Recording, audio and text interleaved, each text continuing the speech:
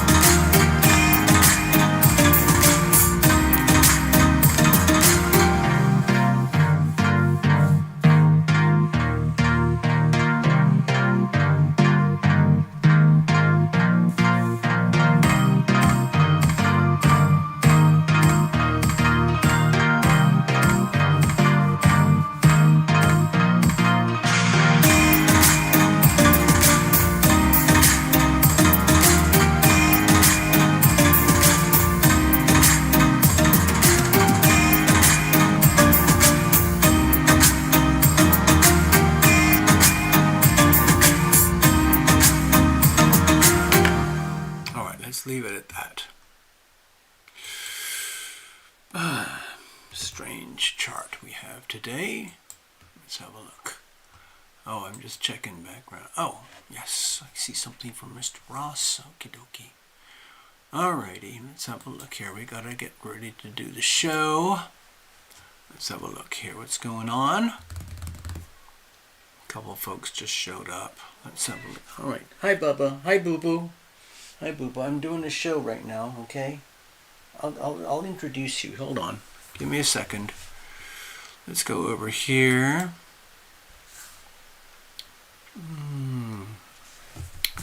Okay, we'll come back. We'll come back to the charts in a few minutes. I was just preparing a chart for the day.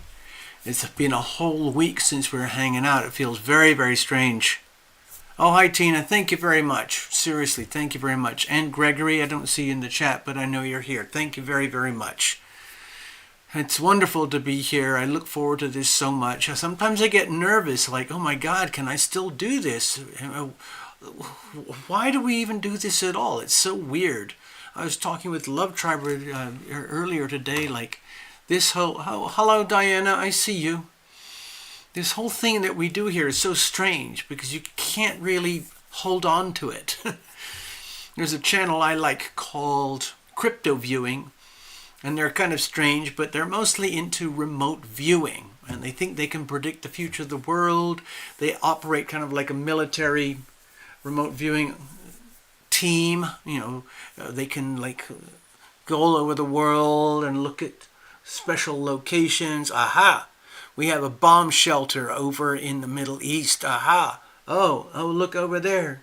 We have huge storage units of gasoline over in Texas. Oh, okay, over there. And it's all kind of military grade remote viewing, which is the same frequencies that are used for remote healing and for psychic transmission and receiving of energy. Transceivership, being a transceiver. So there's multiple different ways that the same energy is operating and being interpreted and used and traversed by human people. Anyway, we are here, and that's kind of what we do here. We allow for the notion that there's something bigger than us. There's something out there that is just pure and magnificent and beautiful. I think of it as the healing power of love.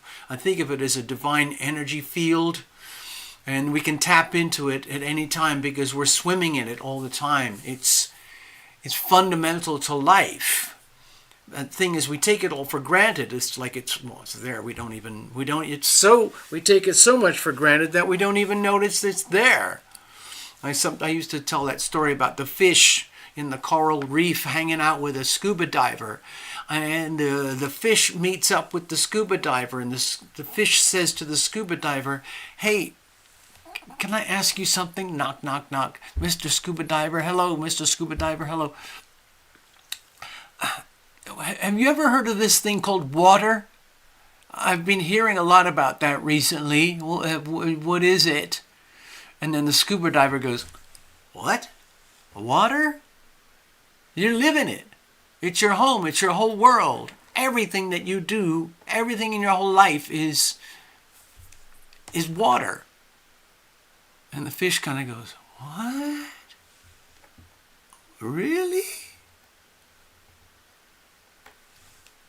So that's kind of what I'm trying to describe here. That's the world in which we operate here on this little channel. And because you're here, it means that you have a certain part of your brain that operates at those frequencies too. Love Triber was talking to me about shortwave, emergency radios. You can get these little things online at Amazon and other places, and some of them look like this big. Some of them are half the size of the ephemeris here, but they're like little old-fashioned radios. Like when I was a kid, I had one. Hello, Precious. We'll sort that out. So, and sometimes they call them weather radios or emergency radios, but the ones that I'm looking at now, we're thinking of getting one, it's called a shortwave radio. It does shortwave, long wave, FM, FM, AM, world band, and weather. So that covers a lot of stuff. And with the little shortwave radios, the way they operate, because of the frequencies, you can pick up channels from all over the world. And those little radio signals come out from, a lot of the time, they're amateur radio people operating in India or Europe or something. And they just want to talk about local stuff or the weather or politics and stuff that you'll never, ever hear on mainstream. Truckers might use it, you know, things like that. Anyway, so that's what we do here. Thank you very much for participating. Let's go back to the chart for a moment. All right, here we are. Cheers, everybody. All right. So we had some weird stuff just happen here on the computers with different, monitors and the cameras and everything. So I don't know if we're still live, but I hope so. Hello, Tina. Hello, Diana. Hello, Precious. Hello, Gregory. So some of you might have noticed, I don't know if you can see it here. I'll show it in the chart. But this, the moon right now is here in Virgo. And last night the moon was here in Virgo, and we had the full moon. It was a full moon, moon in Virgo opposite the sun in Pisces, okay? And we've already passed that, but it's still in a very hard, sharp angle. It's actually more on Neptune now. Go. I see you, Gregory. Thank you. Thank you very much. So it's kind of a very simple, streamlined chart. This is everything that we have. A lot of it is because the planets are very compressed all over here. We've got Pluto, Mars, and Venus all still squashed up in Capricorn. We've got Mercury, Sun, Saturn, and Neptune all squashed up here in Pisces. We've got the North Node is conjoining with Chiron. I see that as very painful for a lot of people around the world. We've still got Jupiter and Uranus very powerful and spread out all across the Taurus vibes here.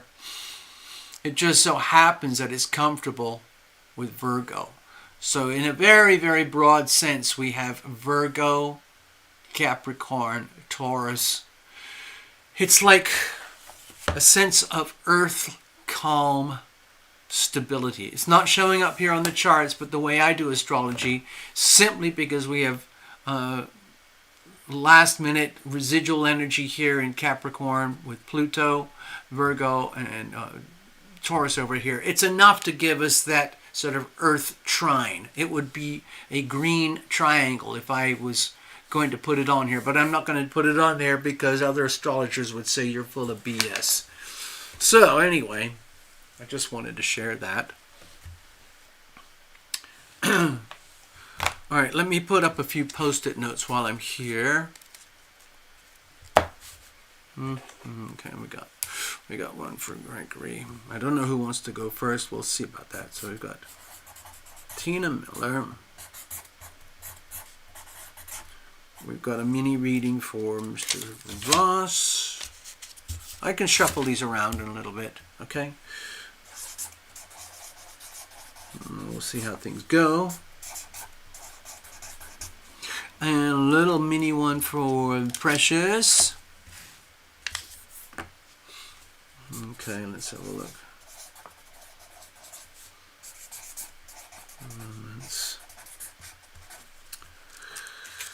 Oh gosh, oh gosh, oh gosh. All right, so let's leave it at that for a moment. Just want to hang out for a bit. This is the February chart. We've already passed the full moon. That's over here.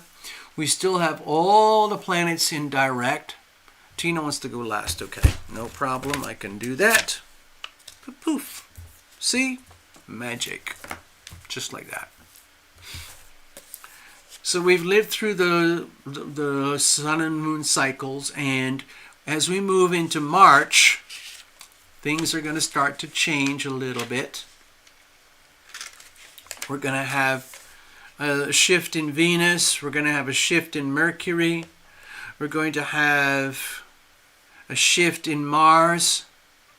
The planets are all still direct, so there's a tremendous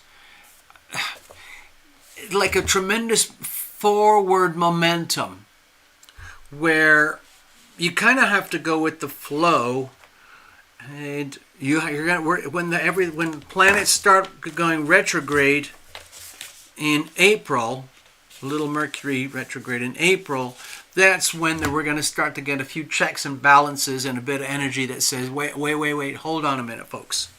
So let's go back over here to February. Now, what you'll notice is this. We had a huge pileup of big stellium in the Aquarius vibes, and so, as we predicted, massive increase and upheavals in revolution all across the world. Full-blown revolutions. The most obvious examples were all the farmers across Western Europe protesting against their governments, because all the governments are heavily contaminated with very, I would say, unhealthy policies that are being forced on the people. And the people are starting to say, enough is enough is enough. And they're fighting back. They're fighting back, realizing that, you know what? There's millions of us, and there's only a few of those leaders. So anyway, now the planets are starting to shift and move along. We've got Mercury, Sun, Saturn, and Neptune all piled up in Pisces. So we're going to have that for the next few weeks or so. And what we're starting to notice is the stench, the absolute stench of corruption in global politics all across the world. Okay, it's not just the United States, it's everywhere, everywhere. And the sun is lighting it all up, and Saturn is holding it all accountable. Neptune is actually trying to expand and, let's say, perpetuate the fraud, deception, lies, betrayal, corruption, bribery, crime, and everything that's happening in global politics. But the thing is about all those horrible things that I just described is that those are actually symptoms of decay, symptoms of death, as the human person experience is imploding. It's, if you think of humanity as like an organism, like a swarm of 8 billion organisms that live on the surface of Earth. Hello, Fluffles. So let's have, give me a second. I want to do something here. Stay there. All right. Oh, sorry, I'm just getting up one of my props. Okay. So here we are. Here's little old planet Earth, our home. So if you think of, there's 8 billion people who live here. 8 billion of us. And we swarm in clusters. We swarm and live in clusters where it's very suitable for us to inhabit. In other words, Europe, Central Africa, over here, northern India, over here, China, very heavily populated. Japan, very heavily populated. Over here in the tropics, South Pacific, Indonesia, and everything, very heavily populated. And the United States, fair, you know, it's pretty light population, frankly. And over here, heavily populated. I think there's about 750 million people when you take in all of this. Something like that. It's a lot, okay? Yeah. So, when I'm talking about this stuff on a global scale, this is what I'm talking about. So, all this, I've highlighted the Pisces vibes because it's lit up by the moon. And the sun lights up the moon, and the moon reflects it back to the sun. So we're seeing, at least from the way I am observing Earth, it's fully exposed, where it's becoming incredibly hard for the global elites to cover up all their crime, corruption, perversions, betrayal, theft, maniacal lust for power and money and control, using war, blood, death, psychology, censorship as tools to manipulate 8 billion people in order to comply with a couple of thousand elite people at the very top of the social pecking order of planet Earth. The people at the very, very top tend to have enormous amounts of money, which often equals enormous amounts of power and enormous amounts of control. Obvious examples would be like, Bill Gates, Jeff Bezos, Elon Musk, and some of the Arabian oil princes, and things like that. Some of the presidents, over here, the presidents over here, big organizations like the United Nations and the World Economic Forum. They have a lot of money, a lot of power, and a lot of control. And guess what? All they want is more, more, more. And the only way they can get it is theft. At this point, there's no legitimate way for them to get it anymore. They're not earning it. They're stealing it. They're manipulating it. In other words, the way they look at the other people, us, we the people, they look at us as, like a swarm to be farmed, to be exploited. Some of them think there's too many, and they want to reduce the world population down to about 1 billion. So that means they have to kill off about 7 billion people to get their wish come true. And then they're going to replace us with robots. So it'll be a cleaner atmosphere. And they won't have to worry about all the pee and the poop and the methane gas that comes out of all the human people and all the farm animals that are getting slaughtered for meat. They don't have to worry about that anymore because there's only be about a billion people, and then the elites will use the robots to do all the dirty work. I mean, these people are, to me, they're insane, but they can justify their thoughts and behavior using logic. But it doesn't include anything to do with love. Anyway, from my perspective, in my opinion, we're seeing it all. And it's, unless, a lot of people are simply unaware. So let's just say that, number one. Some people are aware that there's something really stinky, fishy, nasty, smelly, perverse going on, but they choose to stay unaware. That's willful blindness and so on. And then there are people, a fairly small portion, that are aware, and then there's people like us who are fully aware of what's going on. And I think it's perfectly appropriate. In other words, everything is exactly as it should be. It can't be any other way. That's how it is. It's physics. The planets are doing what they do. Human people are doing what they do. Good evening, Esther. I see you. People are going to do what they do. So when I look at this, there's the North Node. We talked about this before. It's conjoined with Chiron right now. So billions of people across the planet are waking up and realizing, wait a minute, there's something really, really wrong. I have trusted and loved and honored relationships that I believed to be true and supportive and mutually beneficial.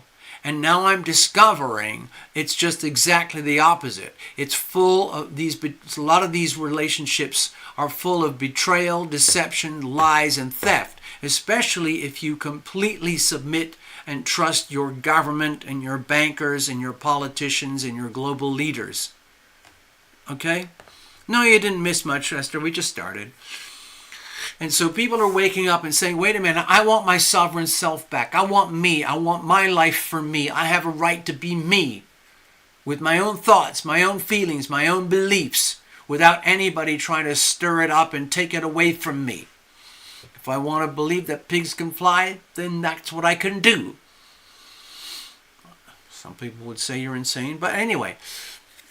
So with the Mars-Venus thing conjoining up here in Aquarius, there's a tremendous amount of energy that's surging for freedom, fighting for freedom, freedom fighters. There's a lot of, it's not violent per se, not all of it, but there's a lot of very, very volatile, threatening, hostile, revolutionary, anti-establishment behavior going on all across the world. A good example is Javier Milei in Argentina. He is leading a revolution in Argentina. Okay, here's Argentina. He is leading a revolution. He's taking a communist country and flipping it back to free market capitalism. It's an extremely revolutionary and very brave, courageous move, because the existing powers are going to do everything they can to stop him. So it's kind of exciting to watch. It's very much aligned with the revolution of we the people to take back our sovereign selves, our sovereign lives, our sovereign wealth. Now you'll also notice over here, here's probably things that you might have noticed in the last few days, very recently. Hold on.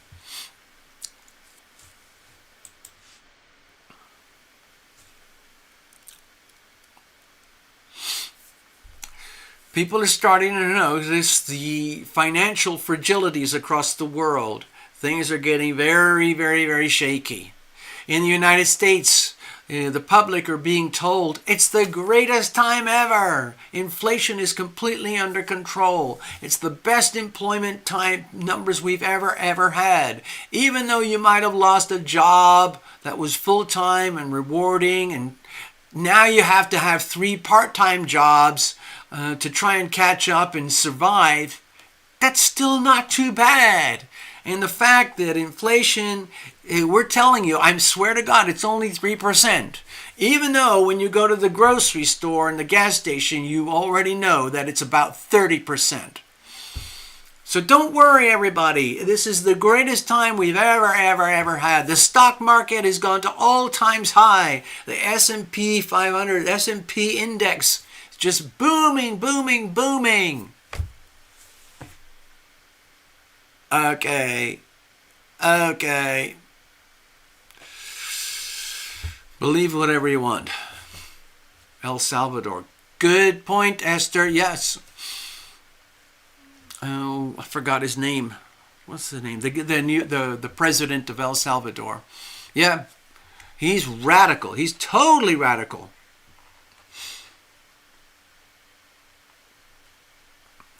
So a revolution is starting to spread everywhere, and the typical thing would be the common person waking up and rising up and say enough is enough is enough. So they got humongous problems in China right now.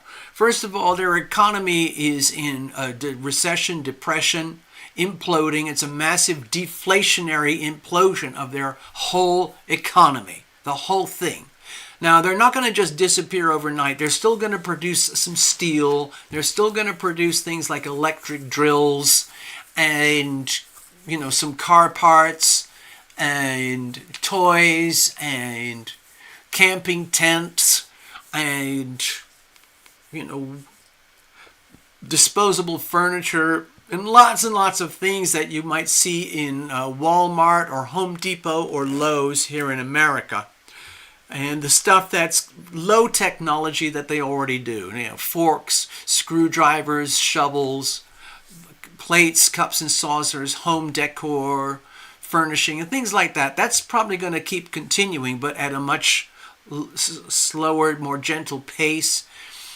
But the bedrock of their society is completely imploding because the big money is moving away.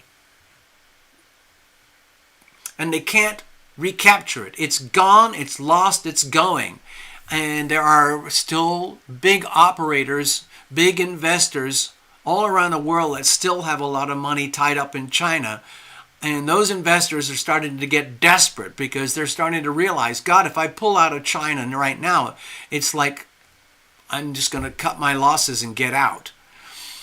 But the thing is, for some of them, it's so much money that if they cut their losses and get out, they're going to lose. They're going to have astronomical losses. And so they're kind of these big funds are teetering like, oh God, we're screwed.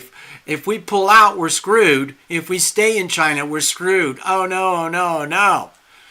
We're not at that point yet, but we're at the tipping point, okay? The global financial system is still under extreme duress right now. The United States is maintaining dominance because it can. We can print money to infinity, so theoretically we'll never ever default. However, the price that we pay is that perpetually increasing debt and perpetually decreasing trust in our country and our government.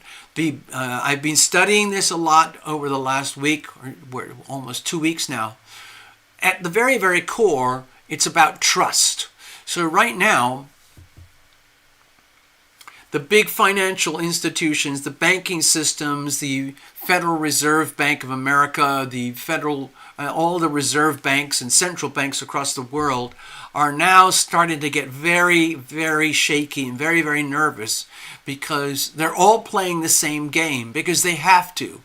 If they don't play the same game, they're screwed because the game is designed and operated and maintained by the United States Federal Reserve right over here in Washington, D.C., in collusion with the United States Treasury and all the big American retail banks and all the global central banks. It's basically a racket, it's a massive cartel, it's a massive Ponzi scheme, and it's starting to go.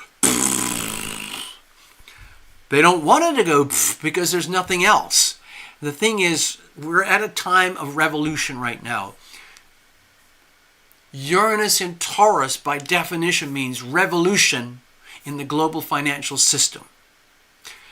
And the way that's going to happen is that there's going to be a devolution, while at the same time there's going to be evolution. That you put that all together, it's a revolution. And I think it's going to take about 20 years to play out. Especially when Uranus gets into Gemini in a couple years. We're going to see astronomical advances in global technology, robotics, artificial intelligence, all that kind of stuff. It's going to create massive upheaval in the global financial system and global employment, the workplace, which is going to affect people's livelihoods. It's already happening. There are astronomical layoffs happening in the United States. Big industries, small industries, mom and pop companies. Same thing is happening in China. Millions and millions of people are being laid off and they'll never see their money again. They can't get their money out of the banks. The banks are totally corrupt. And there's not even a run on the bank in China anymore because all the money has already been stolen by the CCP. And so there's probably about 300 million people in China who are basically completely, utterly screwed. Nothing. What does that look like over the next few years? It looks like poverty, starvation. Okay? So, and it's spreading. It's spreading like a disease. So that's what we're kind of looking at. Again, the United States is relatively safe because we're so insulated because we're the dominant currency. We are the reserve currency. So we can theoretically play the game to infinity. But still, the United States dollar, the only value the United States dollar has is because the president and Jerome Powell and Janet Yellen say so. They just keep telling you. The dollar is amazing. Our economy is amazing. We're going to be rich forever, and the stock market's going to go up forever and ever and ever. Believe me, I told you so. Believe me. You have to believe me. But eventually the confidence breaks. That's already happened in many places. We know that. There's, like Venezuela, Argentina, parts of Brazil, Ecuador, most of Central America, most of South Africa and Central Africa. A lot of their currencies are completely destroyed. Lebanon, Turkey, and so on over here. Of course, China is desperate. Some of the other countries are holding on pretty well. However bad you might be told it's going on in Russia, they're actually holding up very, very well given all the sanctions because of the Ukraine war. Same thing with over here in the Middle East wars that's going on right now. It's really kind of not too much of a problem for them because they're sitting on top of all the oil. A lot of oil and gas over here. And there's just a handful of, Saudi princes and Iraqis and who have the title to all that oil and gas. So they're not going to suffer too much in the immediate future. They have commodities, okay? But in general, there's a lot of stability with the world global financial system right now, and that affects hundreds of millions of people. In relative terms, my personal life is relatively stable. Because I've kind of built it to be that way. But there are a lot of Americans who are in very precarious positions because no one ever taught them. A lot of Americans today, for example, and Western Europeans and countries across the world were born and raised in the last, say, 40 years or so with the concept and belief that the only way to get rich is to borrow money. The only thing you can do is get a day job and then borrow astronomical amounts of money so that you can get a house and a car, college loans, vacations on your credit cards, and start a small business. And nobody's there telling you, like, you don't have to have astronomical debt to grow. You can start a business and run your business and your life from and through your existing cash flow if you know what you're doing and you're patient and you're hardworking and you're not greedy. But anyway, who am I to lecture people about these things? Couple of things you might have noticed, the huge blackouts all across America. My personal opinion is that it was because of the massive X-class solar flare a few days ago. It affected the whole of Earth. It landed mostly here and here, but it affected America pretty badly. Mostly because America was very close to here. We felt it here. That solar flare was the biggest flare in about 8 years. Now that was just a flare. Okay, so that huge solar flare was like an astronomical bolt of lightning. And it sent massive like proton electron waves through space and that hit Earth directly. Kind of like a massive lightning strike. Goes up there in the ionosphere, triggers the ionosphere with billions of volts of potentially very damaging electricity. Over here in the United States, it was felt as blackouts all across the country with primarily cell phone and AT&T internet, cell phone, wireless providers, plus all their subsidiaries, okay? Okay, now, hold on.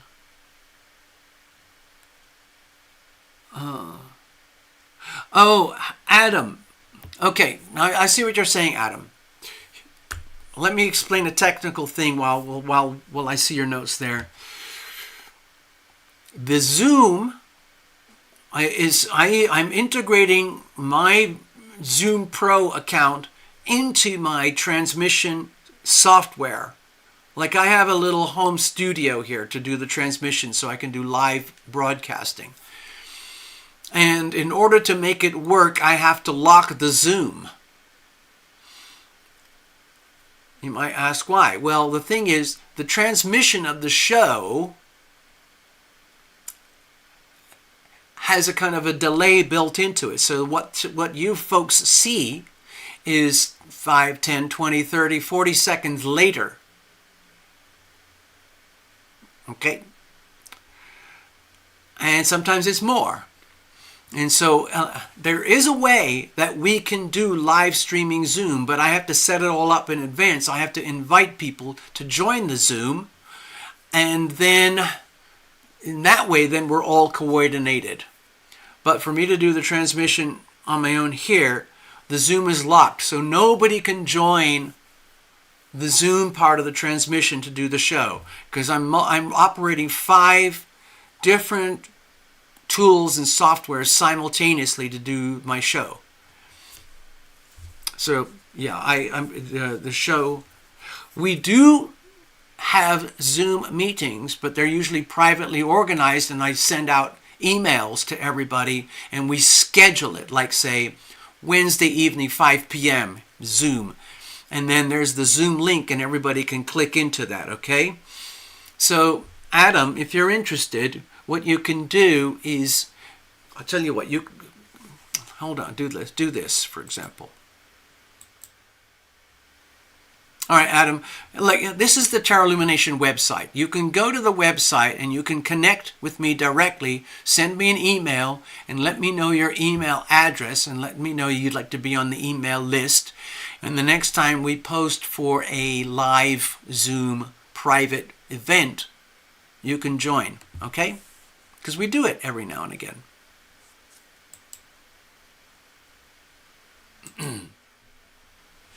All right, so in a nutshell, I like to go back to basics. Everything is exactly as it should be. All the really frightening, scary things that are happening right now are perfectly normal and to be expected. They're very, very turbulent, very shocking. So the one we just mentioned was the big solar flare. Now remember, hold on, give me a second. Remember, a solar flare is not the same thing as a coronal mass ejection. The solar flare is kind of like a lightning bolt. But the coronal mass ejection is when there is a huge amount of plasma that is ejected from the sun. And we had a big one a couple months ago, a big M-class CME, and it didn't hit us too hard. But right now, at this very moment in time, we have the biggest sunspots on the sun that have existed in the last 7 or 8 years, maybe 9 years.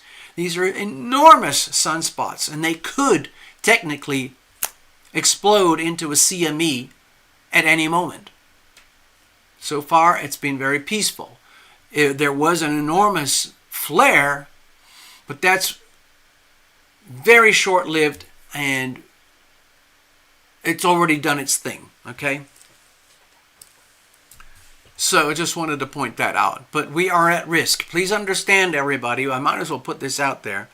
We are peaking at coming to the very tip end of the 11-year solar cycle, where the sun is becoming very, very, very active, and it's going to increase this year and into next year. It's going to become very volatile. There are probably going to be more solar flares, more and bigger coronal mass ejections, which means more and more blackouts, shutdowns of the internet and the grid and the global satellites in your phones and your computers and all that stuff. And it doesn't necessarily mean that we're being nuclear bombed by an EMP from Russia over America. It's simply the sun being the sun. And that energy can have tremendous impact on the climate. For example, a couple of days ago, some of you might have heard, there was a massive weather event over here in China and Mongolia, where in a matter of 5 or 6 hours, the temperature dropped from like 0, -10, down to -50 degrees Celsius. So animals, birds, sheep, cows were frozen on the spot.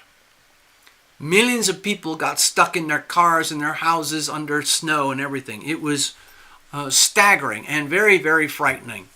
It's very, very rare.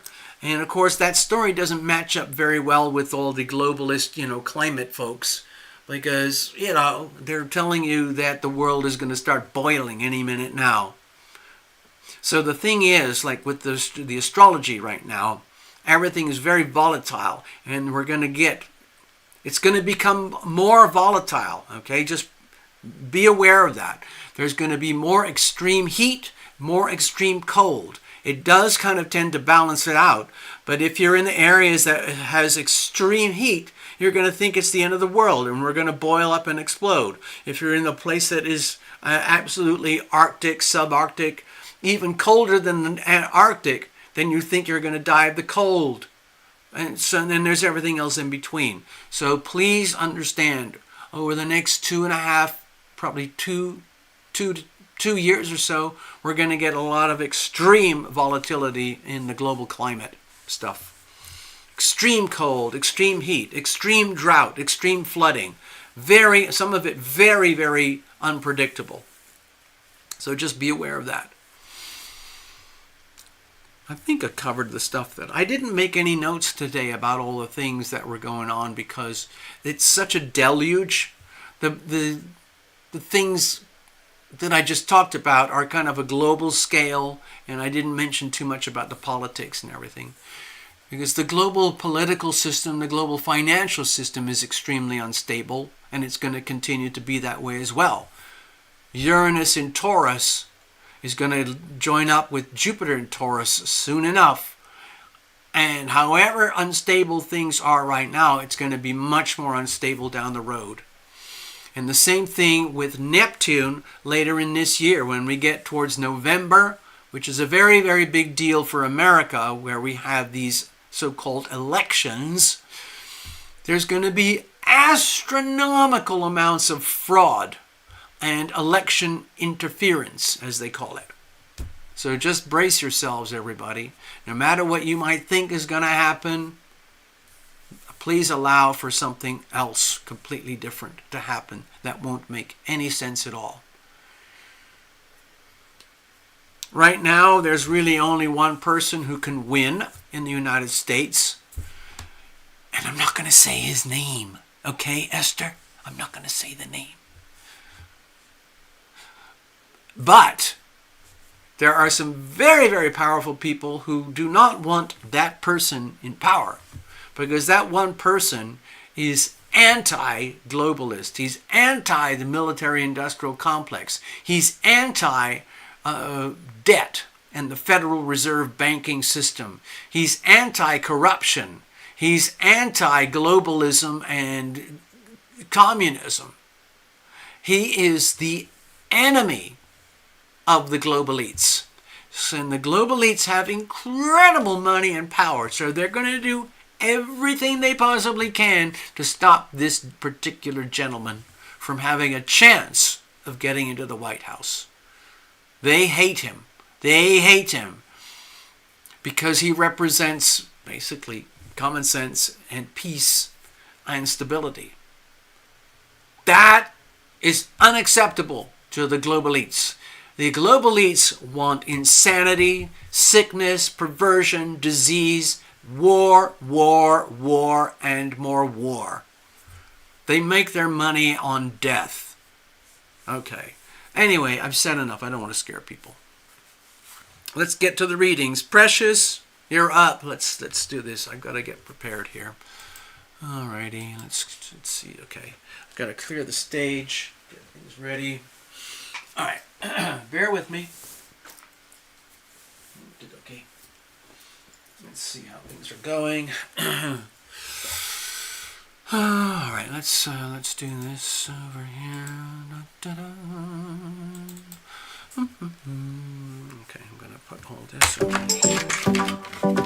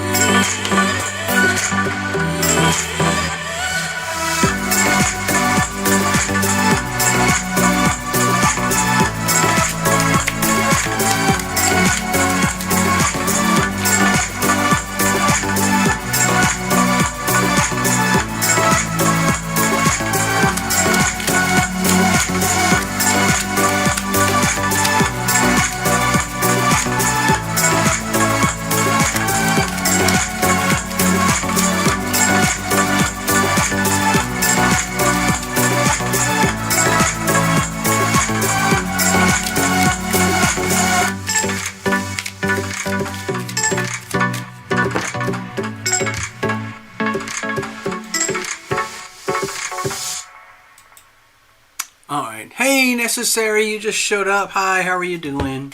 I'm just starting off. We had a little bit of a chat talking about the world and the planets and all the insanity and the chaos and the all the stuff that is going on in the world right now. But now we're already in the reading, so here we go. Thank you, Esther. Thank you very, very, very much. Thank you, thank you, thank you. So Precious, I see your notes there. Let's have a look. What kind of messages do we have here for Precious tonight regarding family and health and relationship? Okay. Cards are well shuffled, of course. Let's bless this deck, every single card. I don't do reversals. I'm not going to do oracles and jumpers or flyers and things like that. I love the cards the way they're designed. And, yeah. We're just going to do it. Bless the technology, all the softwares, the multiple softwares, the cameras, the lights, the microphones, the platform itself, YouTube itself, all the wires, all the electricity, and all of that amazing stuff that allows us to do this. All right, Precious, let's have a look here. What kind of messages do we have here for Precious tonight regarding her situation? It sounds very stressful, really. Tremendous pressure. Okay, pressure. So when I think of the word pressure, the way you put it like that, I associate that with the recent buildup over here. We had a tremendous amount of pressure in the Aquarius vibes. There were 5 planets in Aquarius until very recently. We're now piling up here in Pisces, okay? Now, I think, if I recall, Pisces is an important energy and sign for you, Precious. So eventually, Mars and Venus are going to be over here, and it's going to pile up. So there's tremendous pressure on the things that are not working, okay? And anything and everything that's not working, even though, okay, even though all the planets are moving direct right now, there's nothing really retrograde here. We still have to deal with the reality of the energy that the planets bring us anyway. So the way I feel it is that if you look at the tragic, sad side, the expression of the Pisces vibes here, we're going to see reality checks about anything and everything that's not working. We're going to see the illusions of what could be but are not. And it's going to be translated into language that we can understand. It has to happen. You have to reveal things to heal things. The sun is lighting up all this energy, and the moon just did it the other day. And some of it's very, very uncomfortable, very sad, tragic, and painful. But we have to deal with reality. Otherwise, we make things worse. Cards are shuffled. Actually, I'm going to do a tiny bit more, and then we're going to cut it and get into your reading. Okay, Precious? Let's have a look here.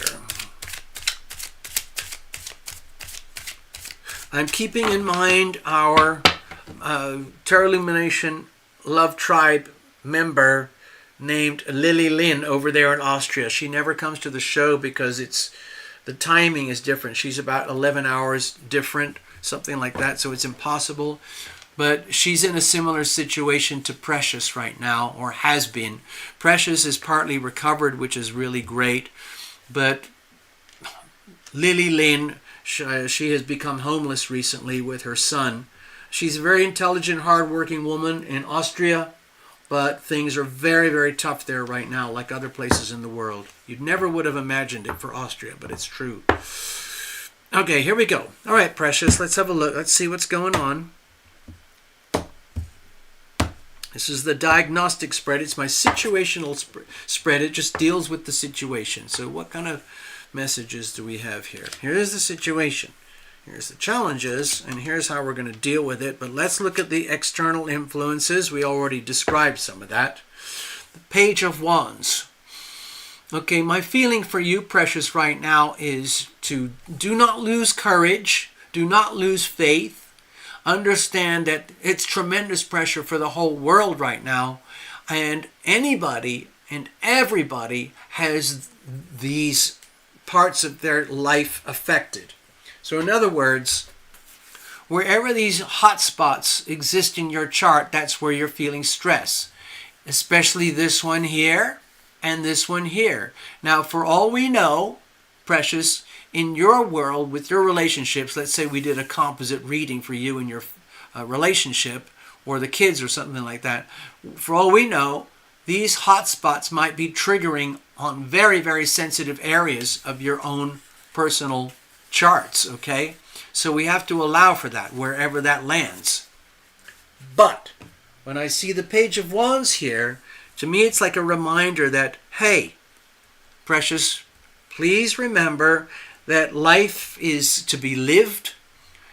Best to live in the now, in the moment, full of trust, and allow yourself to be guided and protected. And instead of laying on huge chunks of expectation to go forward into your life, what the Page of Wands is indicating is, please, Precious, pretend the Page of Wands is like a really, really good friend who cares about you and says, hey, Precious, I understand. I can see what you're going through. Pretend I'm a guardian angel. I'm just here to let you know that it's not the end of the world, okay? It's a chapter. It's a life. It's a chapter in your life. It's a page in the storybook of your life. And it might be a stressful chapter, but it's still an ongoing journey, and we are here to live and learn. You're already very powerful, Precious, because you've dealt with so much, and somehow or other you manage to chuckle and laugh and continue when you have so many, let's say, almost incomprehensible challenges, that you have to carry forward with life. And I think one of your little girls had some very serious issues with surgery and heart and so on. And we all know that you have this fellow over there in Maine. For example, let me see if I can do it here on the map. Okay, Precious is up there near Edmonton, okay? And she's got a fellow over there in Maine. That's a long way away. That's like almost 3,000 miles. So it's very difficult to manage relationships over those kind of distances, no matter how well-meaning. The Page of Wands is indicating like life is not over. The journey's not over. You're still learning and growing as you go along. And please cherish your innocence. Please cherish your vitality. Please cherish the moments. And please choose the positive in the moment, no matter how painful and stressful things might be. You're an expert at this stuff already, Precious, but if you're under extreme pressure right now, you might need a reminder from outside that all the really tough things that are happening right now, some people would say, Love Triber says this, okay? She says, it's not happening to you, it's happening for you. For some reason or other, human life is riddled with struggle and pain and suffering. And we learn and grow from this. Okay, let's keep going. What's the situation? Okay, with the Two of Swords here, my feeling is that You've reached a point where you don't really know what to do anymore. You're beyond, it's not like you've lost hope, but it's almost like you've lost what would amount to common sense or reason in such a way that logic does not seem to be making any sense to you in your life, in your world right now. And so you're at a point where you're having to resort to, I would say, like your only and best hope going forward, and you realize this and you know this, is to connect with the divine and to deliberately seek guidance and protection from your angels, your invisible friends, the archangels, the big ones, your guardian angels, okay? Because they are there. A lot of times we forget about them, we take it for granted. But my feeling is that you're at a point right now where your three-dimensional reality has become so hard to manage that you've reached a kind of a breaking point where it's just like, I don't know what the bleep to do. I guess I might as well just pray. I might as well just kneel down and look up to heaven and say, oh, for God, please help me. Please send me some kind of divine message, some kind of divine guidance so I can figure out the next step. Because I have no freaking idea what to do. Okay. Now, what's the challenges here? Obviously, a lot of people don't like to live that way. They would prefer to feel that they are in control, they're in charge, and they can handle their reality. Okay? What are the challenges? Okay. So with the Five of Cups here, if you're under tremendous pressure, like you say, with relationships and family health, it might be translating into real-time experience of grief. Grief, tragedy, deep, deep sorrow, deep pain at the potential loss. Whatever that might be, loss of family, loss of relationship. And to me it looks here like it's so powerful that it's overwhelming you. In other words, like fear of failure, fear of loss, to the point where it's almost like overwhelming tragedy, where it becomes crippling. Like you don't know what to do. I mean, this is the card of grief. It can be an extremely painful card. Grief is one of the energies that people do anything they can to avoid because it hurts so much, okay? But it's there and it's a problem. You got to reveal it to heal it. Now, one of the things about the Five of Cups is that life moves on. And even though there are 3 cups here tipped over, there's still 2 cups over here. Now, I'm going to put myself way out here on a limb, okay, precious? I know you've got 3 kids. Maybe they're all suffering right now. But you've also got a relationship. And maybe it's under extreme pressure, but it still exists. It looks to me like love still exists. Okay? So it's like the show's not over. How do we proceed? Let's have a look here. Okay. My feeling here with the Two of Swords and the procedures over here with the Knight of Swords is that I'm going to say this in a very simple way. Dear precious, you're going to have to reach out. You're going to have to pray. You're going to have to pray hard.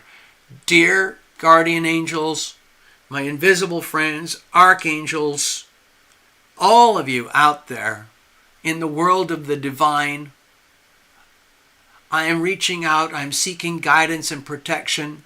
Send that to me now in such a way that I can recognize divine intervention that comes in and helps. I need to know this. I need this now. And this has to be initiated by you, okay, precious? You can't just sit and wait for this to happen. It requires the energy of invitation. And it might make you feel as though, oh, I'm desperate, I'm going to reach out. Maybe you feel like, I pray all day, every day. Sometimes we pray by just, it's autopilot, but there's no sincerity or power behind it. This is very serious, okay? It looks to me like your situation, precious, is very serious, and it's become very hard for you to handle. There is encouragement here to continue and treat this as a chapter in your life, but with the amount of stress involved, it means you're going to have to reach out to the divine, okay? You have to ask. You have to humbly ask, please, God, heaven, angels, archangels, I need help.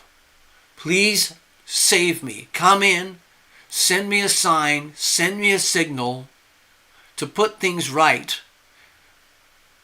so we can sort things out once and for all, okay? Not necessarily once and for all, but just to get through this particular moment in the chapter, in this book, on this page in the story of your life, okay? The Knight of Swords, that energy is basically available to you. It would come to your aid. It's literally like a very powerful energy of assistance and aid that is available to you through prayer. Okay? I hope that helps you, precious. We're going to move on now. I'm going to put up a song. I'm going to play my little song here. I am guided, I am protected, I am guided, I am protected. I am guided, I am protected. Here we go. Okay, this is for you, precious. It's my little guided, protected song. Okay? I am guided, I am protected, I am guided, I am protected. I am guided, I am protected, I am guided, I am protected. I am guided, I am protected, I am guided, I am protected. I am guided, I am protected, I am guided, I am protected. When the light of hope it fades, when all faith is blown away, when all sense of trust goes down, when a smile turns into frown, when it feels there's no relief, nothing in which to believe, desperate in woe and grief, angels come reminding me, I am guided, I am protected, I am guided, I am protected, I am guided, I am protected, I am guided, I am protected, I am guided, I am protected, I am guided, I am protected, I am guided, I am protected, I am guided, I am protected. Angels gather close to me, show me what I cannot see. Angels take me by the hand, lift me when I cannot stand. Angels lead me through the dark, soothe and tend a broken heart, laughing at the circumstance, crying while we sing and dance. I am guided, I am protected, I am guided, I am protected, I am guided, I am protected, I am guided, I am protected, I am guided, I am protected, I am guided, I am protected, I am guided, I am protected, I am guided, I am protected, I am guided, I am protected, I am guided, I am protected, I am guided, I am protected, I am guided, I am protected. All right. So I just thought of something. Please bear with me. We're going to get to you in just a second, Gregory. I want to show some images. I've done this before quite a few times, but I think it's now a good time to do it again. A lot of us, me included, believe in angels. I think of them as invisible friends, people in the great beyond, my loved ones who've passed away, and so on and so on. And I feel very lucky, and I have a very vivid connection with my invisible friends and so on. And yesterday, I was doing a little consultation with someone regarding remote healing. Okay, they've got some very serious health issues that don't seem to be too much of a problem, but deep down they're very serious, especially because of the Pisces theme, and in that it is very, very hard to diagnose what's going on with this person. And so a friend suggested, why don't you get some remote healing, you know? So remote healing involves being extremely close with the archangels and the healing angels, your invisible friends. And so I wanted to give you, this is for Precious, so have a look at this. This is a book about the hands of light. It's a guide to healing through the human energy field, which is sort of what we're talking about here, okay? Remote healing, the healing power of love. Our hands are holy. Don't forget that. So, in a situation where somebody is deliberately going through a process of healing, in the alternative world, they would go to one of these advanced yoga places, or perhaps a Reiki center, or a healing hands practitioner.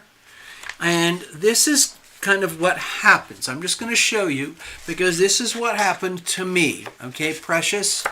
And at the time, okay, I don't know if you can see this picture, Precious. Yeah, I'm going to do a blind reading for you, Gregory, no worries. So Precious, as you can see, there's a person standing up in the middle.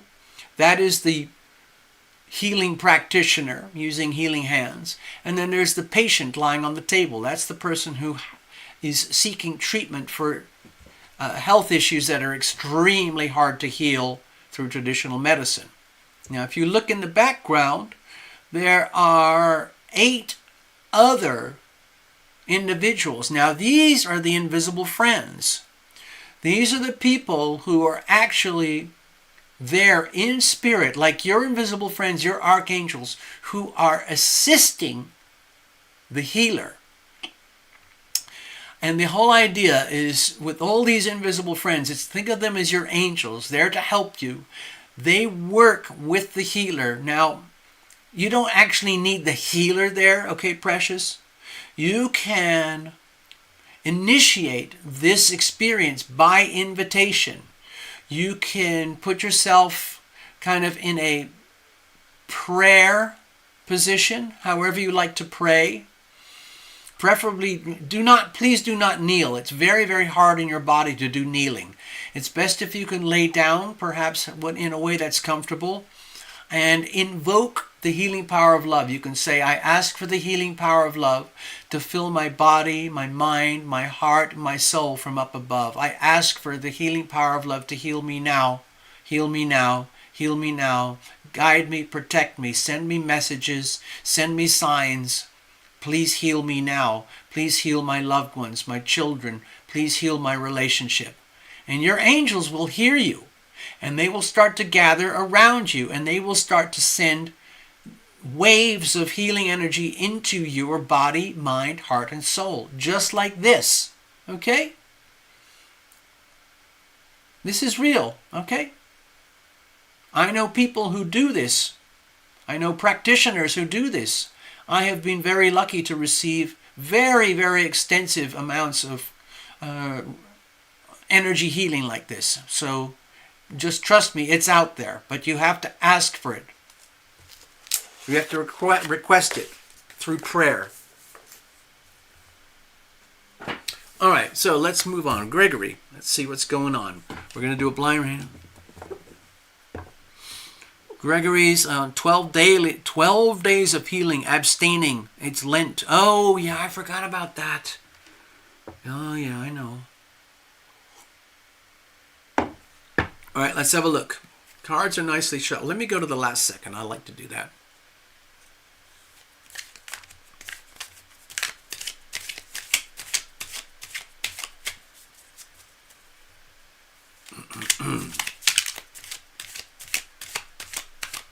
All right, what kind of messages do we have here for Mr. Ross tonight? He's been abstaining for 12 days. Abstaining from whatever, let's see, from whatever he's abstaining from. And we're all of us going through this very significant time astrologically. Of course, the big tipping point that I mentioned long ago is Pluto at the 0 degree mark Aquarius. It's affecting the whole world. We're going through a time of revolution. It happens every 250 years. It's going to happen again in 250 years from now. The last time it happened was 1776. Okay, that number might ring a bell to some of you who love America. Okay, what kind of messages do we have here for Mr. Ross tonight?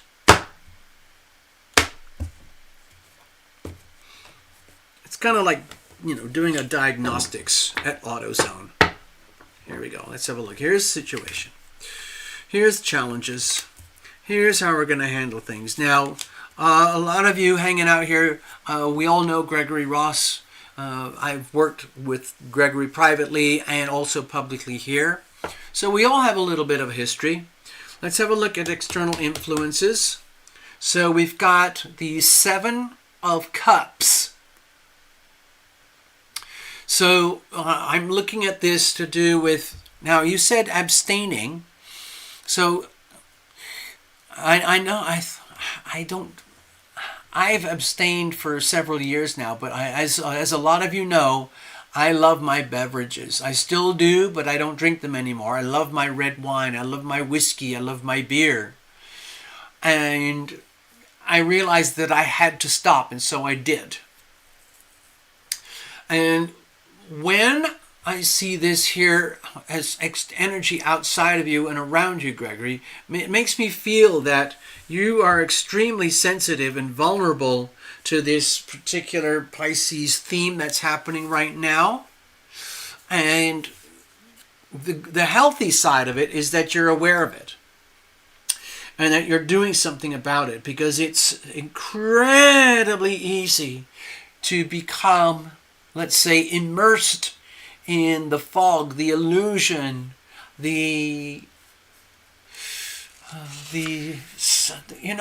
all like people are very, very good at fooling themselves, and some people use artificial means to be happy. I'm one of those people. I don't do it anymore, but I spent a good chunk of my life in using artificial means to be happy. One of my main sources of happiness right now is food and good company. And the cats, as you know. But I used to supplement with a lot of alcohol. Okay? And that's no longer an option for me, so I don't do it. With the 7 of Cups here, it makes me feel that you are being heavily focused right now on what this means, the world of illusion versus reality, and how it is so easy for us to create a sensation that the illusion is reality and that reality is an illusion. But especially when I had my, I have to admit here that I was hospitalized for alcoholism a couple of times, and it's quite a long time ago, but it's still very vivid in my life, way before I started the channel, of course. But what I noticed is that reality, the Neptune version of reality, can be very, very beautiful. And this is the connection with the divine. This can also be, I think of it as a genius card. But again, with all energies, it has its healthy and unhealthy expression. The beauty about the 7 of Cups here is that, let's say as you are abstaining, let's say here's the 7 of Cups before you're abstaining. And let's say that refers to artificial happiness, okay? Then you go through a period of abstaining, and by the removal of artificial happiness, you are exposed to what I would call genuine happiness. And that becomes like divine inspiration, divine guidance, having a direct connection with heaven, inspiration, dreams, divine intervention is there for you. The energy of the divine, where anything and everything is possible. Past lives, present lives, future lives. It's all out there, it's all possible, and you can sense it. It's like the way I look at it, okay, let's put it this way in simple terms. By your deliberate abstaining, it's an indication that you're getting a glimpse of the healthy side of Neptune, which is beauty, love, universal love, the kind of love that cannot be taken, that cannot be destroyed. It's the energy of, like, I don't know, it doesn't matter what happens to me personally, because the love and the healing power of love and the divine is what really, really counts in this life, in this world. And it all happens simultaneously. The past, the present, and the future, they're happening simultaneously. And you can opt, at any moment in time, you can opt for variations on your reality, moment by moment. Remember, you are what you think, having become what you thought. So, if you are thinking in terms of habits and reflex behavior and patterns of thinking that are deeply ingrained, let's say just trigger responses, that will create a reality that has a certain way of being. However, if you allow yourself to be extremely discriminating, okay, let's add the Virgo energy here, the energy of extreme discrimination opposing the Pisces energy, where you realize, like, wow, I just thought a bad thought. I just thought a bad thought about a person or a thing or an experience or my life or myself. And I realize I don't have to do that just because you thought it. And so it's like, how do I control my mind in such a way that I can access the healthy expression of Neptune? It's actually very hard to do. But it makes me feel like right now you're doing it, and it's like it's an art form. It's like, because the intellectual part of you can choose happiness as a technicality. Like, even though something weird and disturbing and confusing might be your actual experience, your intellect can say, you know what? Okay, that's what I'm experiencing right now. But I don't have to live in a world of delusion or self-delusion. I can treat this as my reality and enjoy it exactly for what it is. Nothing more, nothing less. Hi, Bubba. Bubba's thirsty. Hi, Bubba. You can have some of this one. It's funny how, Bubba is very Piscean in his own divine, beautiful way. I don't have much left here, Bubba. He wants to get in on the action. Always got to be where the action is, huh, Bubba? Huh, Bubba? Let me put this over here for you. Oops, excuse me. All right, so let's move this over here. All right, so I hope that makes sense. Let's have a look here. What's the situation itself? Oh, hi. Okay. Bubba, you can hang out here if you want, but you got to stay over there, okay? All right, so with the Two of Wands, it makes me feel that the situation is right now is that you're kind of in a dream time. You're in a dream time. Hold on, Bubba, come here. Come here, sit over here. Hang out with me like this. It makes me feel that by deliberately abstaining, what it's doing, it's triggering the healthy expression of Neptune in such a way that you're accessing dream type energy, connection with the divine that would not normally be available to you like before you were abstaining.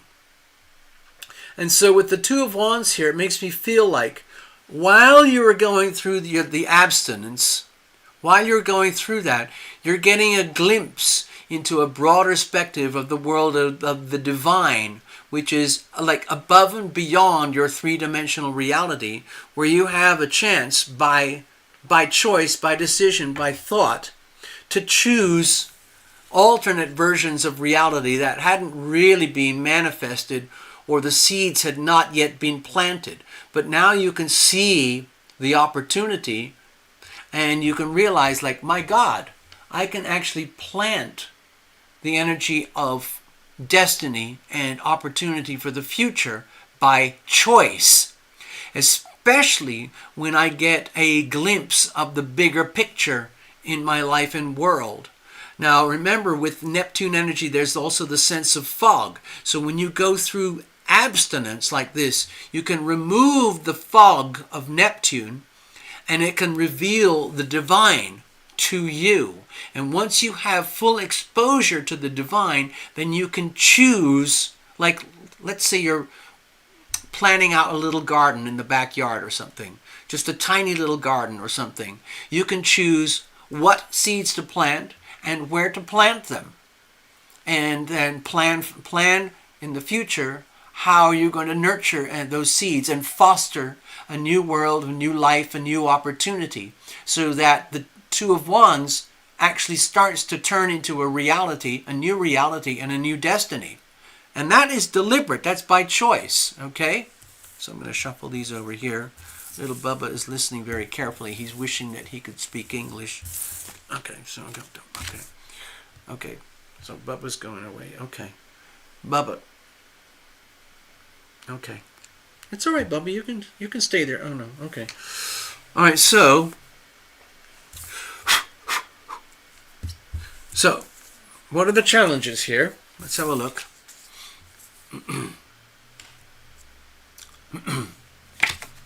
So we have the Ten of Pentacles.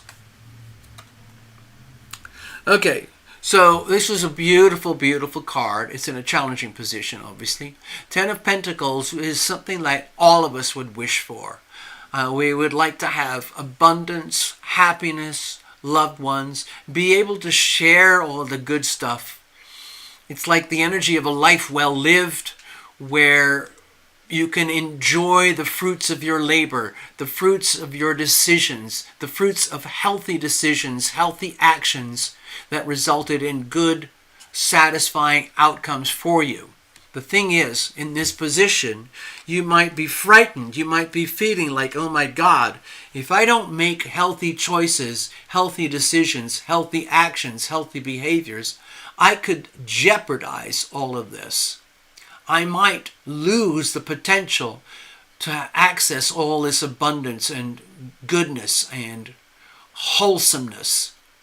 This energy here would translate into having a nice wad in your back pocket, having a place where you can rest and sleep, where you feel safe and wholesome and happy, having enough resources and time at hand where you can hang out with friends and family without having to stress about all the fog and the things that don't make sense to you in your life. You might enjoy, I see the little dogs here as pets and everything. I don't know whether you have a dog. I don't think you do. But my feeling here is that you're sensing and realizing through the process of abstinence, like, oh my God, I could have been the author of my own demise. In fact, I could actually be the potential author of my own demise if I'm not careful. So I have to really fully understand what's going on in my life right now. In that, the way TL is talking, it's actually very, very simple. Making good choices, good decisions, so that the goodness is not jeopardized. A lot of people, we never ever get what we want. This would be almost like a dream come true. Like you get your dream home, your dream castle with huge amounts of money in the bank and friends and family where you can hang out and everything's wonderful. You inherited $1 million and you can spend $1,000 every day if you want to because of your investments, and you can give your friends and family beautiful gifts, and everybody has a jolly time and they all love you as the sort of godfather figure. That's great. But in this position here, you might feel as though the potential for any of that or all of that is in jeopardy if I don't sort this out. So it feels that there's a lot at stake here, okay, Gregory? A lot is at stake here on the realization that everything hinges on decisions. Moment by moment by moment in our life, we're making decisions. Probably 10,000 decisions a day. Oh, shall I sleep in another 10 minutes? Oh, should I rush over to the grocery store, or should I consolidate my trip and save on gasoline and do everything tomorrow in one trip? Tiny, tiny little things, big decisions. Should I quit my job? Should I keep my job? Shall I dump this relationship? Should I keep this relationship? Whatever it might be. So it looks like there's a lot at stake here. You're aware of it, and you don't want to jeopardize it, but you're scared that some of this might be in jeopardy. All right, so how are we going to move forward? Let's have a look. So, with the Seven of Pentacles, it's an understanding that going forward, you have already put in a lifetime of investment to get the equivalent of this in your world already. Let's just say that this Ten of Pentacles represents everything that's great and good and awesome in your world right now. Okay? Add it all up. In other words, you look in the mirror and tell yourself, you know what? I'm a really lucky guy. I'm a very wealthy man. I'm a very happy man. In fact, I'm a really blessed man. I have all of this. Even though there's a part of you which is feeling like, oh my God, I could really screw up. I might not have all of this. I could lose all of this. Oh my God, what am I going to do? So, as a reminder, it might help to let's kind of bridge the two energies here. A lot of this is to do with wealth and stability and money and comfort. I think before we talk about this, it's important to do like an invocation. Like you could say this to yourself with sincerity in the mirror, or while you're going for a walk, you can talk quietly to yourself. I'm a very lucky man. I'm a very wealthy man. I'm a very happy man. I'm a very blessed man. And you can say that over and over like 7 times until it becomes ingrained in your brain, like an earworm, like a pop song that won't disappear. Okay? So let's say you've got that sorted out. Moving on. The Seven of Pentacles is an indication that, yes, Gregory, you are okay. You do have significant wealth abundance. You are, to certain degrees, lucky, wealthy, happy, and blessed. However, the reason you might not feel as though it's 100% multimillionaire quality is because it is obstructed and hampered and impaired. Okay, it's like weeds in a garden. All the wonders and the bounty is there, but it's intruded by weeds. And guess what? It's like a circle here. It's interconnected.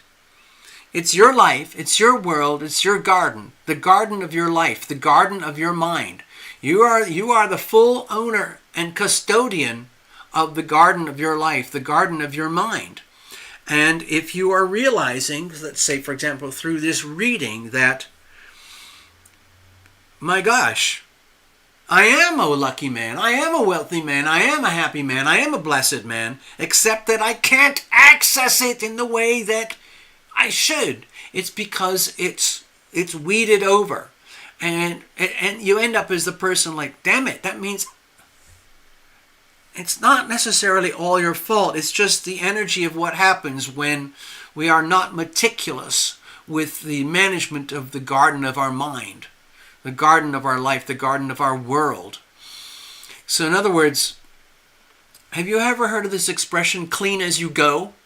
I try to do this. I'm not an expert, but when I can, I try to clean up as I go. It's the same with gardening. I'm doing an awful lot of yard work and home improvements over here, and some of that includes gardening and weeding. And some of these weeds are very vicious, very hard to exterminate, but I'm working on it. And it requires effort, time, and energy. And for most people, weeding is the last thing you want to do in your life, in your day, okay? It's just a pain in the neck. It's hard work. There's nothing good that comes out of it because all you're doing is spending a lot of time and energy killing weeds. It's like, ugh. Okay, on the other hand, by weeding the garden of life, it allows the Seven of Pentacles to flourish, and it gives you access to the true bounty of your life unobstructed. So it's kind of tedious, but the way forward is that, oh God, I have to do the weeding of my own garden. I have to weed my garden. No one else is going to, maybe I could pay someone to do it, but basically it's the garden of your mind, your heart, your body, and your soul. This is yours. You can't outsource your life to anyone else. There's no point in trying to create artificial happiness to pretend that the garden does not need weeding. All this reading is saying here is that I got to do a cleanup campaign on the garden of my life. That's it. And that's how you restore the potential for this and access the beauty of this. Gardening. We talked about it here. Even before the Seven of Cups came up or the Ten of Pentacles came up, we talked about gardening over here. Planting the seeds of the future. You don't want to put your seeds into dead soil. You have to prepare the soil. You have to find the right place for the right seed, the right amount of sun, the right amount of fertilizer, the right amount of water, doing the weeding, making sure there's no infections and fungus and molds, all of that kind of stuff. Part of the gardening process. My feeling is that you can handle this. It's just a question of understanding the bigger picture and realizing like, oh, now you mention it, TL, it's so simple. It's really, really that simple. It's just that weeding is not everybody's favorite pastime. But still it has to be done. All right. So I hope that helps you, Gregory. We're going to move on. Tina, you're up. You said you wanted to be the last reading, so we're going to do that now. Let's put this over here. Okay. I wonder if I've got another song that I could play that makes sense here. I'm going to play Taste Your Dreams, okay, Gregory? This is for the Seven of Pentacles, Taste Your Dreams, and this is for the harvesting, by doing the weeding of the garden so that you can taste your dreams. Tasting your dreams itself would be the Ten of Pentacles, okay? Here we go. So I'm going to shuffle up and get ready for Tina. Okay. Imagine I've got an amazing kind of Bob Marley Police type white reggae band, and I'm an incredible singer. If you wish for a simple miracle, if you wish you can have one right away. Doo-doo-doo-doo. All you need is some faith, is the will. Doo-doo-doo-doo. Ask for it, and it will come to you today. I want you to be oh so happy. I want you to be your higher self. Yeah. I want you to live and die laughing. Taste your dreams today. Taste your dreams this way. Yeah. Na da da da da da da da da. Na da da da da da da. And if you wish to be in a state of grace, Ask for it, and it will meet you face to face. And if you wish, if you dare to dream, you will find that it's easier than it seems. Hey, hey, I want you to be oh so happy. I want you to be your higher self. Yeah, I want you to live and die laughing. Taste your dreams today. Taste your dreams this way. Yeah. Oh. Da da da da da da da da da da da da da da. La da da da da, la da da da da da da. Oh, la da da da da, la da da da da da. Oh, yeah. I want you to be oh so happy. Yeah, I want you to be your higher self. Yeah, yeah. I want you to live and die laughing. Taste your dreams today. Taste your dreams this way. Taste your dreams this way. Taste your dreams today. There you go. That was for you, Gregory. All right. Tina, general, of course, thank you. Cards are well shuffled. We're going to just dive right in. So what kind of messages do we have here for Tina right now, tonight? Again, like we always do, please actively, even if you have to use your voice and say it out loud, ask your invisible friends to join you, to gather close by. Sorry, little Bubba left some fur here. Little Bubba. You love Bubba.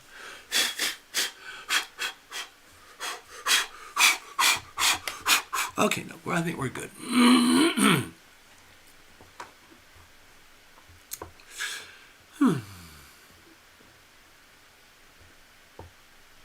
All right, here we go. Let's have a look here. What kind of messages do we have here for Tina tonight? Life in general, please. Yes. All right, let's have a look. Here's the situation. Here's challenges. And here's how we're going to handle things. Let's have a look here. And let's look at the external influences. We'll see. All right. So we've got the King of Wands. All right. And this is going to sound very, very strange, Tina. But I'm feeling that this is something to do with the planets themselves, as if the energy of the planets is working through a card. And I'm thinking very much about the Pisces Sun, but also you add in Saturn and Neptune and Mercury. The way I see it, it's all working for you as if, now again, this is going to sound really, really weird, even as the weirdest tarot readings I've ever done. It makes me feel that, okay, the best thing to do is illustrate it. This is it. No matter how confusing life might feel for you right now, Tina, in whatever things may be happening, good news, bad news, whatever it is, we've got Mercury, Sun, Saturn, and Neptune all piled up here in Pisces. It's a very powerful stellium. It's broad. It spans almost the whole of the 30 degrees. But what I'm sensing is that this is working in your favor, whether you like it or know it or not, as if this was like your best friend, and they really care for you, and they have decided to make it their business to share their energy with you. It might not make any sense, but the idea, the way I'm sensing this, okay, it's as if it's as if like a real person. Pretend the King of Wands is actually a real person, okay?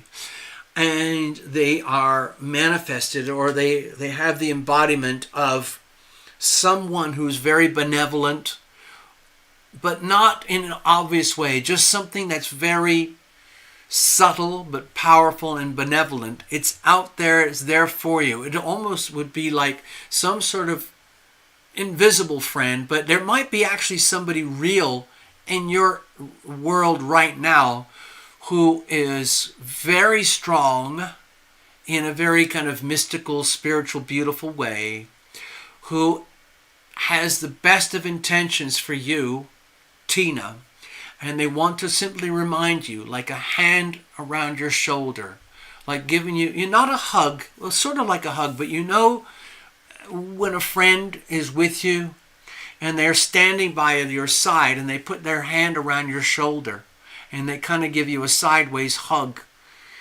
And they don't have to say much or anything. They just kind of tell you, like, you're okay. You're going to be okay. You're doing fine. Okay? I know that's a very weird way to describe the King of Wands here, but that's what I'm sensing for you, Tina, is that this might be an archangel or something like that, but there is a person who wants good things to happen in your life for you, okay? I don't know how else to describe this. I'll give me a second.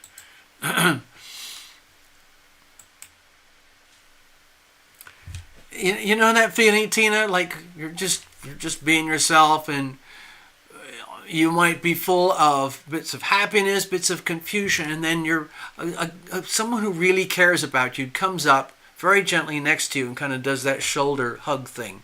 I can't do it on myself, but it's like, you're okay, Tina. You're gonna be fine. Don't worry, you're gonna be fine. It's not one of those big things. Not that. It's much more. What I'm sensing is much more of a gentle, as if a very big, powerful archangel came in and deliberately made their presence known to you in this life world right now, as if they were there as a real person. Even though there might actually be a real person who's like that, who's there for you right now. All right. Crazy as it sounds, that's what I'm sensing for you, okay? Now, what's the situation itself? Let's have a look here. Oh, gosh. Now, I believe we've had this for you before, Tina, perhaps several times. In fact, probably even in this position. So, the Ten of Wands is like, it's almost like being at breaking point, but the fact is you're still going because you have to. No one else is going to live your life for you. You can't outsource any of this energy to anyone else. So you end up being the person who actually has to bring it home to you. Now, I don't know if you can see it here. I'll try to get the camera to pick it up. I don't know. Yes, okay. Do you see in the sort of bottom right-hand corner there? There's actually a little tiny house, kind of a cottage. And it's in the woods. There's woods around it. And it's actually the energy of home. And you're doing, the situation right now is you're doing what you have to do under duress, but what's kind of what has to happen. It's like the energy of farmers, in the old days before we had, like for example, in America, in the United States, before we had industrialization or mechanization, farmers did everything with their hands and their animals, and they had, plows that were pulled by horses, and fields that had to be harvested by hand with enormous scythes and things like that. It was tremendous, intense labor, and it was 24/7. It wasn't just plants and gardens, it was animals and everything.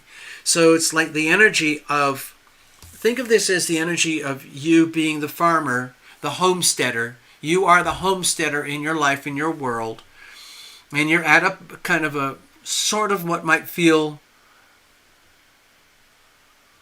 What is the figure below the house? Oh, that is the... Okay, good question, Tina.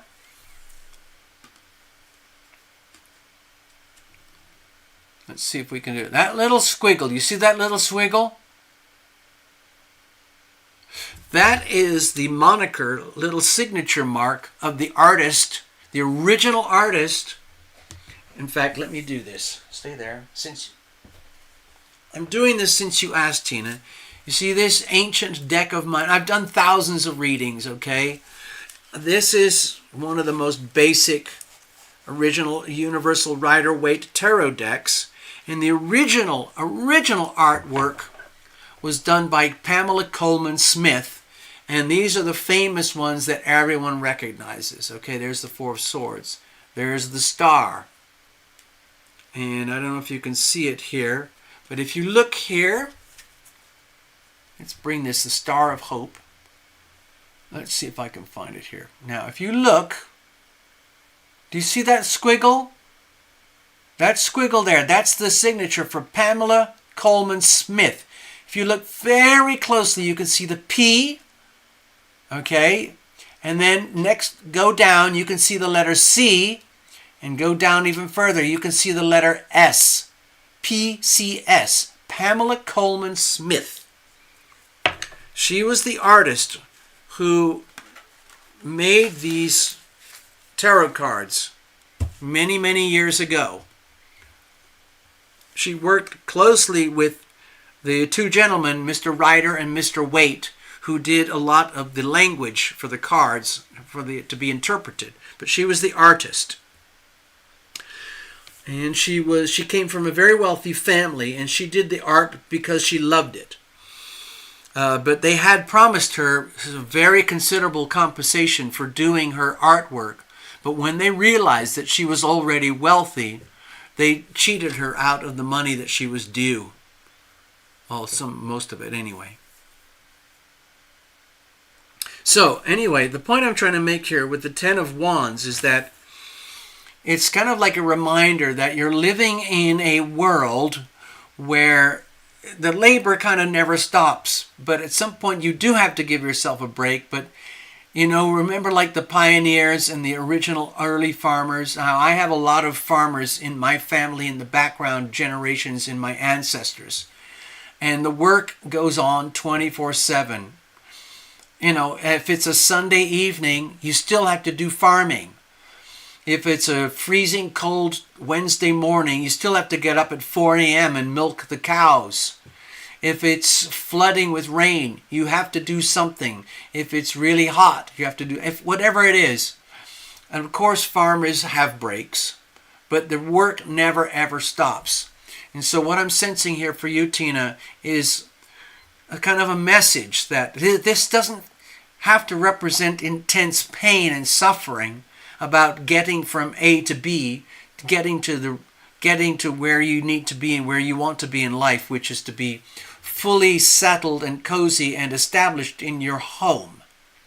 It's on the understanding that even when you get home, there's still going to be work to do. It's just going to be different. So like the farmer, like, oh man, I just plowed the fields all day and every day. I can't just go home and sit down and have a beer. I have to take the horses into the barn. I have to clean them down. I have to take all the saddles and dismantle the plow. I have to clean up the plow for tomorrow. And I won't get inside the home until 9 o'clock, and I'll be exhausted. And then I have to make dinner for a family of 6, and I'm exhausted. And then I have to go to bed and do it all again in the morning. Okay, so that's what I'm sensing here for you, Tina, is that this is just a reminder, like, oh God, this is a particular lifestyle. It doesn't have to be like this forever, but for the time being, it makes me feel as like, remember, this is Wands here, this is Wands energy, so it's very, very active energy right now. It makes me feel that you're doing what has to be done because it has to be done. No one else can do it. No one's going to do it for you. So you end up having to be the one to bring home the harvest for your life. It's a lot of work, it's a lot of energy, it's exhausting, it's almost depleting, but you keep going anyway because it has to be done. Let's have a look. What are the challenges here? Never ending. What's that? Hey, Jana Jensen from Denmark. Hi. Oh, it must be very early for you in the morning, Jana. Or is it Jana? You have to redo your fence. A never-ending battle to keep my dogs safe. Whoa. Safe from what? Coyotes? Wolves? Other predators? Mountain lions? Yeah, that's very... Oh my God, Tina. I understand it with fencing and protection. It's very expensive. Really good fencing, really good protection can get really expensive. So if you can do it in little stages, like find the most vulnerable parts and work on those first, okay? Oh man. Yeah, it's really, really tough. Keep the dog safe in your yard. Yeah, absolutely. So it might not just be the question of keeping the dog safe in the yard. It might be also a question of keeping predators from getting into the yard. Okay? I'm not an expert at this stuff, Tina. I'm not sure what to say, but big, strong fences. Very, very important. And even the bottom part of the fence. I was at a park today. I was going for a little walk. And they had these big heavy-duty fences around the outside because it's near to a water reclamation place and a school. And the fences go down to the ground, but there's a couple of inches at the bottom that they should really take care of, because there are rabbits and small animals that will dig underneath the fence to find ways to get in and around. Just because the fence is there, they don't just go, oh, the fence is there. They start looking around, and if they're small enough and strong enough, they will dig underneath the fence, okay? So you have to make the fence as tall as you can afford, and if you can find a way to bury some of the fence in the ground. Also, other things that you can do is get hold of the cheapest rocks and dirt or gravel or something, preferably small, rocks about this size, heavy, and put them all around the base of the fence so that they can't move them. Oh, wow. Yeah. Okay, so let's have a look. It's a lot of work, Tina. It is a lot of work. Homesteading is 24/7. Okay? There's no doubt about it. Oh, you said your dad was a farmer. Okay, well, then you understand exactly what we're talking about here. What are the challenges? Of course, there are already challenges, but let's have a look at it. Okay, with the Queen of Wands here, to me it feels very simple. The challenge is really just keeping up your spirits, keeping up the momentum, keeping up the courage, keeping up the energy, doing what has to be done. Now, you have to remember, the Queen of Wands energy is about inspiration. The Queen of Wands is the embodiment of divine inspiration, indestructible inspiration, living by example. Sometimes when I pull this card, I don't know if you remember someone called Lady Diana? A lot of people in the world loved her, and then she died very young, a very mysterious, obscure, kind of suspicious death.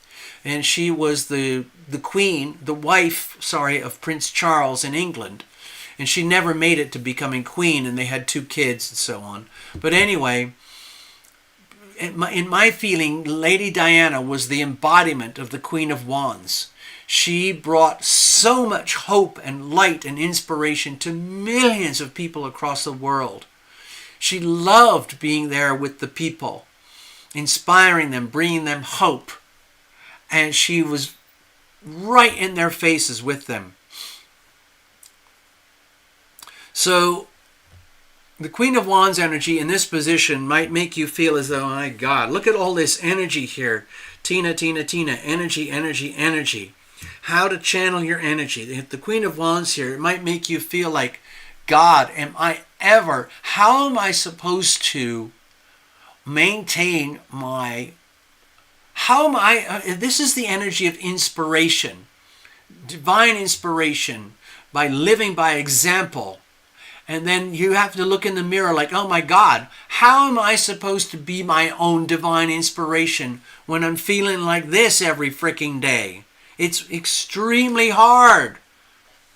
Okay, TL, I just want to tell you, it's extremely hard to be the Queen of Wands sometimes, okay? So anyway, Tina, we understand that here, and it's telling you very clearly here in the reading that it's like don't be shy about this. There's nothing shameful about it, because you're under a lot of pressure because of homesteading. And homesteading is a lot of work to get things stabilized, but it can be done, okay? And you're working on some of the stuff that's very, very important. At the homestead, there's the homestead, of course, but then there's the fence around the homestead. That fencing is incredibly important. So in a way, you're doing the right thing at the right time, at the right place, for the right reasons, with the right energy and the right people, your dogs. Getting that fencing sorted out so your yard is dog-proof. Incredibly important. And it seems to be taking a lot of time and energy.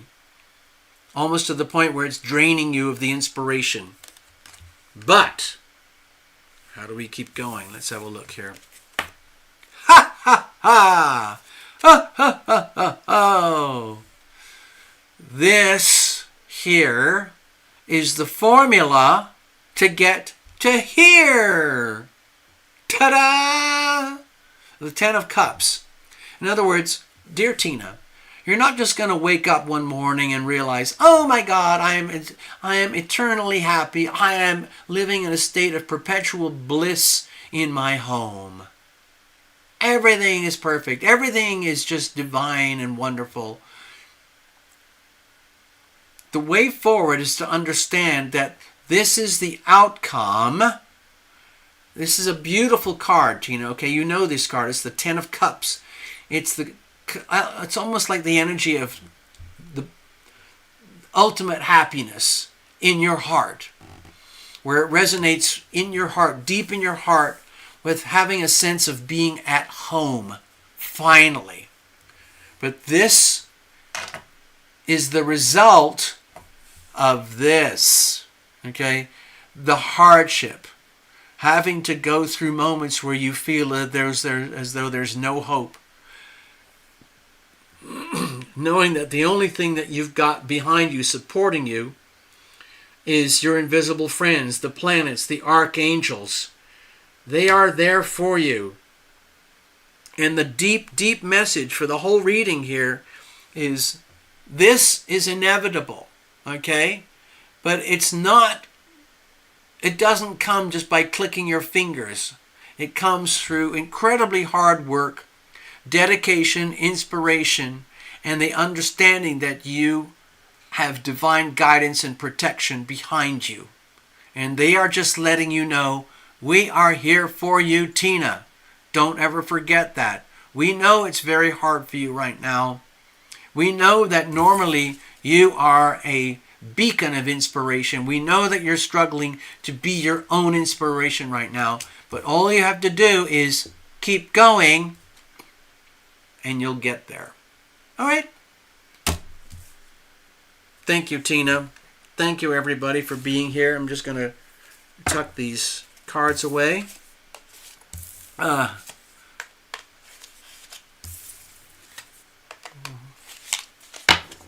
going to shuffle these later. What's that? Look for Navalny, a documentary he made before his death. Whoa! Okay, that's very interesting to me. Let's have a look here. Yes, I followed little bits and pieces about Navalny. So I will definitely take your tips there, Tina. Thank you so much. I hope that reading helped you. Sometimes we have situations here where, where the readings permeate outwards and resonate with some of the other viewers. Okay, sometimes they're highly specific to the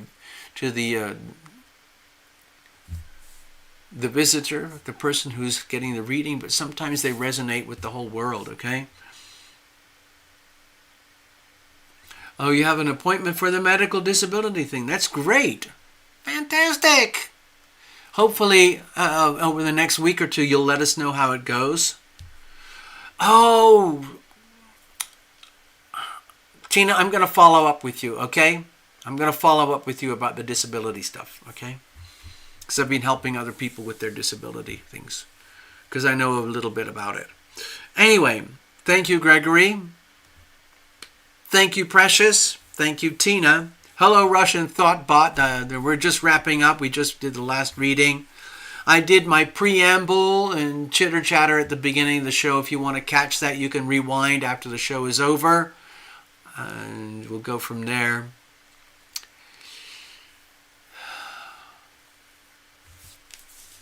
Yeah.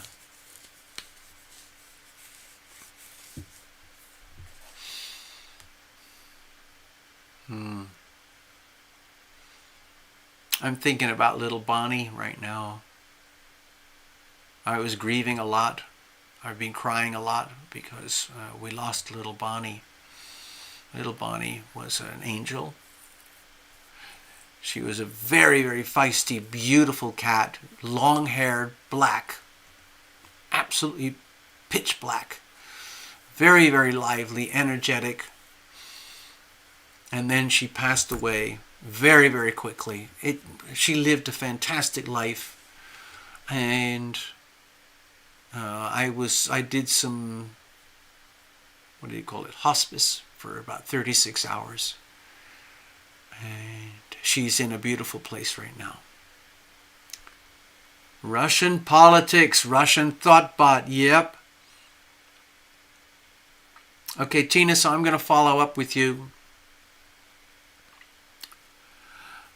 Thank you very much.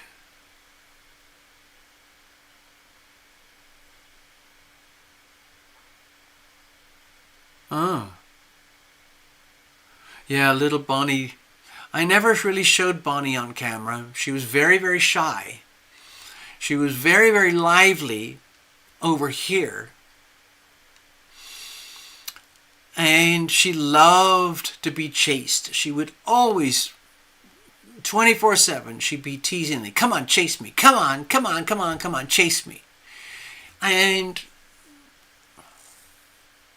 it turns out, it looks like one of the reasons she loved being chased and caught is because when you catch her, and I did lots and lots of treatments, so sometimes you can pull her tail. She loved having her tail pulled. She would pull on it herself. And it's sort of like, we realized it's kind of like having traction, where you're stretching the spine, decompressing the spine, because she had a very mangled spine. That mangled spine did not stop her from being a very, very beautiful, feisty, loving little cat. Anyway. So, anyway. She's gone. She's in heaven now. She's in cat heaven. And occasionally she visits me in spirit. Let's move on. Let's see what this is.